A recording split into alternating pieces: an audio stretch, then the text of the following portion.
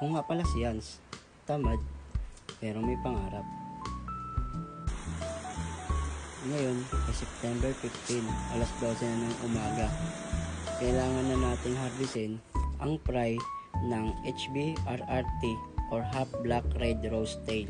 Crossbreed pala siya dati ng Pedart male at HB-RRT na female. Na-stable ko na din naman ang genes nila ngayon kumpara sa unang bili ko dati na hindi naman ganong kagandahan. Sa mga nagtatanong pala kung magkano ang price ko ng crossbreed na HB-RRT, 100 pesos lang po per trio at 10 pesos to 15 pesos po pag wholesale.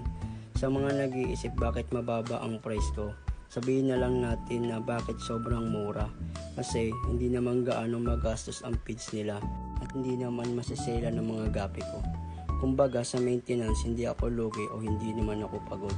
Madalas wholesale ang benta ko at target kong customer ay pet shop at mga bata, kaya mura lang ang benta ko. Sa ngayon, nakaharvest tayo ng 62 na fry sa Big Mama na HB-RRT. Pang 4th to 5th generation na po pala yan, kaya po ganyan po siya karami kung mag-release.